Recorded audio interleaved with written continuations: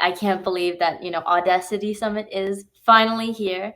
So for the people who don't know me, I'm Teresa Melvin. Hello, everyone. I'm a 14-year-old artist, and I'm super excited to introduce myself as the creator, the creative mind behind Ava and Ramona. And that's my two original characters, which I created once I was like 9 or 11.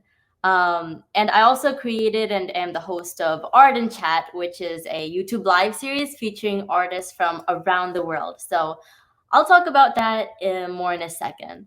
And I've had the pleasure of being awarded Creator of the Year by MET AMS, an international Web3 event in Amsterdam. And that was like super exciting for me. And I can't believe I'm getting the opportunity to speak here. I want to share with you guys my story, how I started out as an artist, and how I went into the journey of becoming a digital artist in the Web3 space. So before we jump too ahead, let me tell you a story about when I was 5 years old. Um, Art has always been a part of my life ever since I was young, and that's thanks to my artistic parents. I was always like surrounded by paints and canvases, and even as a toddler, I would use oil pastels and like paint color pencils to draw and tell my stories. And especially through characters, I loved drawing characters, and that's the part of me that has always sticked. And at just 5 years old, my artworks were featured in a popular Indian movie, and that sparked my passion just at that young age for creating characters and stories that resonated with me and others. So every time I create a new artwork, um, I'm thinking of not only how does it connect with, myself, but how can I express myself to others, and how to like connect with others through my artworks. So I enjoy experimenting with different art mediums like gouache, Prismacolor, acrylic paints, watercolors. And since I was 9 years old, I ventured into digital art using tools like Procreate, Adobe Fresco, and Flip a Clip. And I've also heard of Procreate Dreams, so I'm starting to step into that, and I want to learn more about what Procreate Dreams is all about. So, how did I get into Web3? In 2021, which was like the COVID times, we were all stuck in our houses, I remember. And I was just drawing all day in my sketchbook, in my iPad. And that's when my dad introduced to me what NFTs and Web3 was. And that really ignited my passion for art. I felt like there was a way forward with creating more art and doing that for the rest of my life, or exploring different things with art. So I've gotten inspired by many projects like, Cool Cats and Robotos. And I wanted to connect with and inspire fellow young artists in the Web3 community. So over 2+ years, I worked hard to improve my skills and learn professional tools, and do collaborations with renowned Web3 projects. And my presence in the Web3 space, it really opened doors for me to amazing opportunities, and that made me like a confident and happy artist. I was able to find my voice in the Web3 space and find people like me, kid artists, um, professional creative entrepreneurs. It's really like a very diverse community, but we're all interested in about how the future will evolve in this digital realm. So far, I've created my project, Ava Ramona, and to create that project, I wanted to, learn about how to be, established as a creative entrepreneur, and how to make an NFT project. And yeah, the journey has been truly magical. So far, I've created and sold over 1,000 one-of-a-kind artworks in a lot of marketplaces like SuperRare, Foundation, Zora, OpenSea, and Campfire. And next week, I'm thinking of doing an artwork in Tezos. So that's going to be exciting. Um, so far in the Web3 space, I've had the pleasure of being featured as an artist in many IRL and virtual events like this one, including NFT NYC, Make a Foundation International, and with Flower Girls NFT, Miss So Cool Girls, and so many more. I was able to collaborate with many projects. And additionally, I've had my artworks exhibited at Blockchain Summit London, Basel Miami, Dubai Expo, Super Mint NFT LA, NFT Bali, basically kind of all over the world, I guess. And as a speaker, I was able to grow my skill as a speaker. I used to be, an introverted kid. So you would think, how did an introverted kid evolve into, being confident enough to speak in front of many people through the digital space or IRL. And through going to many Twitter spaces and IRL events, I realized that more than, being perfect about, the phrases I say or being perfect about my artwork, it's more about sharing my experiences with others and learning from others, which is like the most important thing that I've learned.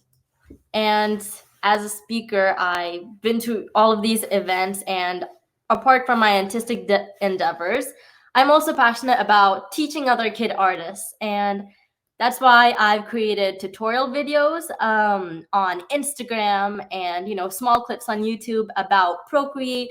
And I have a video on Biddle, which is an educational platform for kids from Miss So Cool Girls. And you'll see more tutorial videos coming in my YouTube channel pretty soon. I also have a YouTube live series called Art and Chat, which I mentioned earlier. And through the YouTube live series, my goal is to connect with amazing artists from around the world and, get their insights about, the future of art and how their life is as, a creative professional. And and that's also how I can connect with others through making art, because in the YouTube live, I create art and they create art, and we basically talk about that process. So it's really exciting. And I'm planning another YouTube live pretty soon. I also, thanks to Hug, I've also created an Ava and Ramona jigsaw puzzle, and that's in their shop. So I'm really grateful for that, to see my characters more than just becoming 2D characters online, but also as like real physical items with the power of digital art. So that's really exciting. And more about Ava Ramona. I created that 1K generative art collection in AVAX blockchain in August of 2023. And that's like an exclusive collection of 1,000 limited editions. And through that project, I want to introduce to the world my unique characters, Ava and Ramona. These two really shaped my journey as an artist, and I was able to express my emotions, my passions through these fictional characters. So these characters were made when I was 9 and 11 years old, so they've stuck with me for that long of a time. And with the Ava Ramona project, I'm donating 10% of each primary sale to Adobe for Kids. And that's an initiative dedicated to providing digital devices for deserving children. So my goal with Ava Ramona is to spread this opportunity to other kids who might be better artists than me, and give them a chance to create as well. So I also want to talk about, my art workshop and solo exhibition. And my first solo exhibition happened last year in November, and that was like truly one of the highlights of 2023. I was able to showcase my artworks from the last 2 years, my digital artworks, in the exhibition in a cafe. And at that same place, I was able to create an art workshop for kids that were my age, younger, and that was super exciting. And in the art workshop IRL, I teach kids about how to create a very simple character. And I was thinking how like everyone, all the age ranges from like a toddler to a teen could be interested in it. But what I learned was no matter what age, art will forever be a way to connect to each other and share our experiences and ideas. And seeing everyone's finished artworks of the characters, I was amazed at how many different interpretations each kid had. And hearing every kid's story and personality behind their drawing, it reminded me of when I started drawing my own characters.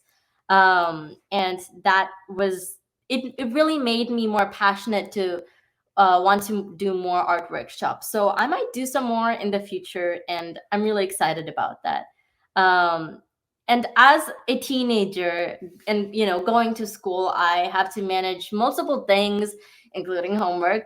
So being organized was very much a needed thing if I wanted to stay active in art and social media and also enjoy the process. That's an important thing. So my dad introduced me to new tools that I wasn't familiar with. I thought they were a bit complicated, but they were Notion and Trello. But over the years, as I started using these tools, planning my projects, and my tasks on them, I guess it really made me more like organized, because I'm not really an organized person. But yeah, it really helped me with that process with time management. So every day now I follow two things of high priority, and that helps me solve one problem at a time. So if you're someone struggling with many tasks, many projects at a time, taking things slow and completing one thing at a time is really useful. And as an artist, I would say it doesn't matter whether you complete an artwork, a final artwork, posted or minted. It not like every day. I think the important thing is you need to create something every day, whether it's a small doodle, some scribble scrabble, or if it's like a very colorful artwork. I would say just creating every day, so your sketchbook is filled with crazy ideas, thoughts, doodles, whatever comes to mind. And that's how I create my art. Whenever I have a gap, um, or I feel like I want to draw something, I might see something in a movie and I'm like, oh, I want to draw that. Then why don't you draw it? So I would say whenever you feel that spark, just note it down as much as possible. And that's how you're able to like grow your ideas into creating final artworks. So some doodles, some sketches, that might turn into final artworks, or that might just stay in your sketchbook. But I enjoy both processes. Um, and I believe that, our brains are like a storehouse of creativity and imaginations, but you have to keep a practice of documenting these ideas into a sketchbook or a Notion, whatever tool you use, whenever that sparks. And one example I had was, in my sketchbook, one day I woke up and I had like a crazy dream. My first instinct was to draw it in my sketchbook. So it might be it's very messy sketches, but now I'll remember that dream for a long time. And that even might inspire me to create more future final artworks. Um, and for me, Ava Ramona, my two characters, Ava and Ramona, that used to be, just a figment of my imagination. But by creating them on paper, on digital art, and with the power of Web3 art, and lots of support and empowerment from friends and mentors in Web3, I was able to make Ava Ramona a real thing, a real project, which I could, evolve with. Um, so these are my two key rules, is to experiment and create every day. And these are the two things that make me happy and might inspire you in the future as well. So come out of your comfort zone, try different mediums, try new tools. And if you're an introverted person like me, and I'm able to speak today and connect with more people, I think anyone can do it. I think anyone can do what they are passionate about and what they love if you make it into reality. So you might know I'm not present on social media 24/7, but what I've learned is it's okay to go at your own pace and create what you love.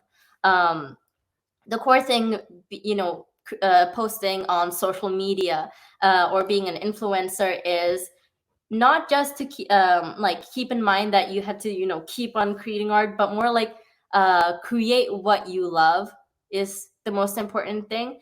Never lose that like touch of creating what you love through your artworks.